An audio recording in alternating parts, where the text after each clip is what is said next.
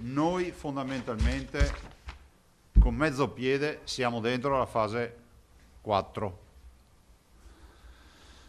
il che vuol dire che siamo nella fase di massima turbolenza, di massima tensione per quanto riguarda gli ospedali. Con i contagi che continuano a crescere, la pressione sugli ospedali del Veneto sta entrando nella fase più difficile. Il presidente della regione, nel quotidiano Appuntamento, illustra le proiezioni per i prossimi giorni che prevedono un'occupazione di 250-300 posti letto nelle terapie intensive.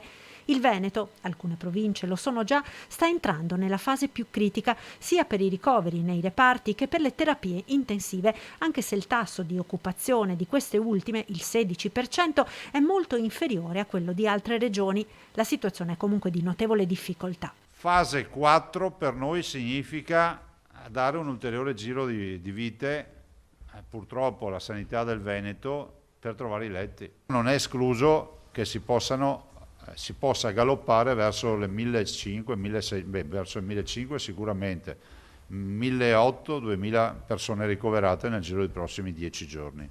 In questo momento, prosegue Zaia, il vero tema è quello dell'emergenza ospedaliera. Noi siamo in grossa difficoltà e siccome non vogliamo ricoverare i pazienti nei lettini lungo i corridoi, cerchiamo per quanto possibile fino all'ultimo di garantire un letto in un reparto che ovviamente avrà ceduto i letti a favore di Covid.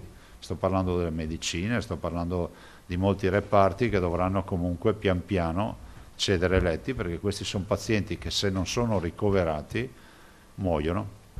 Circa situazioni di locali maggiori criticità, il presidente della regione dice di non avere al momento in progetto micro lockdown, ma scelte di sanità pubblica, se necessarie, come già fatto in ottobre in Comelico.